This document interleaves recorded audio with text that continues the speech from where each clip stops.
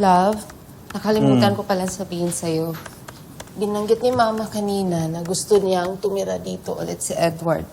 Kasama ni Thea. Ano? Para magkakasama daw tayo. And mas makakabuti yun sa baby pagkapanganak. I don't think that's a good idea. Bakit naman, love? I think it's a good idea. May kalaro si Jasmine kapag nakapanganak na si Bea.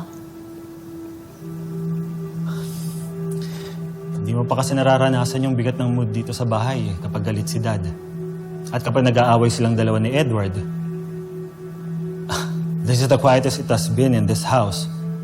And I don't want my brother coming back here tapos ipagpapatuloy lang nila ni Dad where they left off. Yung punong-puno ng hinanakit sa isa't isa. Kaya para sa akin, hindi magandang idea na bumalik dito yung kapatid ko.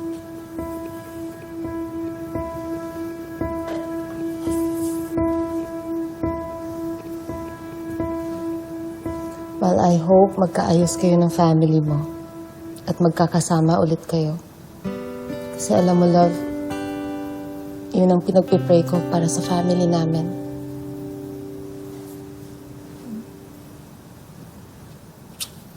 Check ko lang si baby. Kailangan na niyang kumain.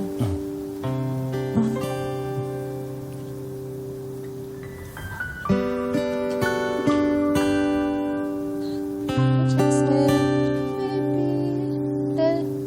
Drink milk na. Jasmine? Jasmine?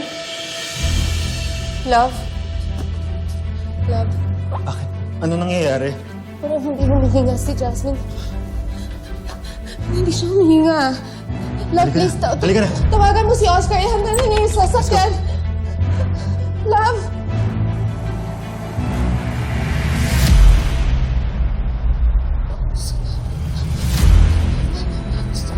Okay lang po siya. Okay na. Hindi. Nurse! Nurse! Ano pa nangyari? Nahirapan po siya huminga. Doc, emergency po. Sige, pakita mo na ito. Jasmine, anak. Doc, huwag niyo pong pababayaan ang anak ko. Don't worry. She'll be fine.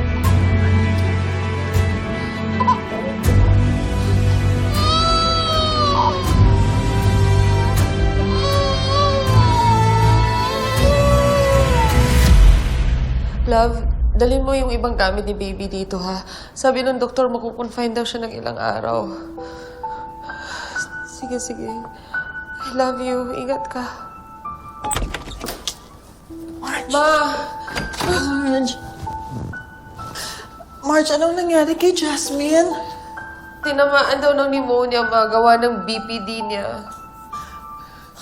Ito ba yung sakit niya sa baga dahil sa premature siya, Marge? Oo, ma.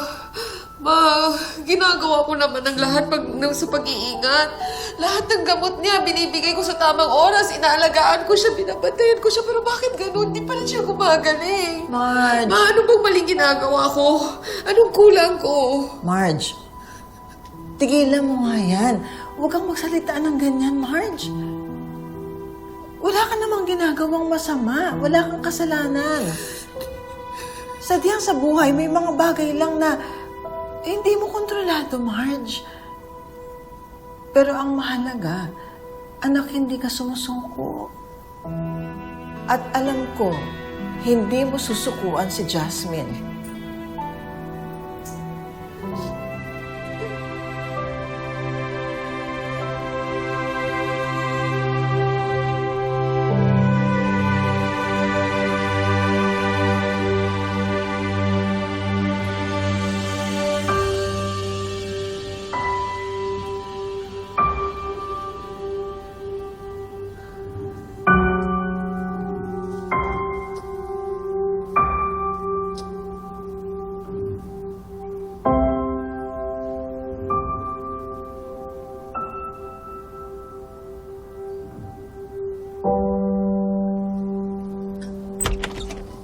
Saan din na rin yung bata? Nalilang ko sa lab para sa mga tests. kasalanan mo ito eh. Alam ko, pinababayaan mo yung apo namin kaya nagkaganyan. Rina, huwag kang mag-skandalo rito. Totoo naman eh. Kung inalagaan niya ng gusto si Jasmine, hindi magkakaganyan. Huwag naman ho kayo maging unfair sa asawa ko.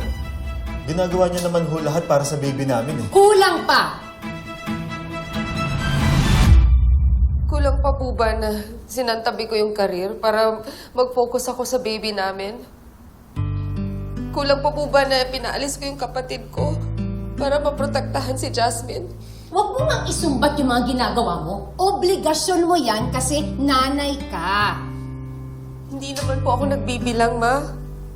Ang hinihiling ko lang po, huwag niyo akong sisihin na wala akong ginawa. Na ginusto ko to. Nanay po kayo. Kayo po dapat ang unang nakakaintindi sa akin. Kaya sana ho, huwag niyo akong akusahan na pabaya akong ina.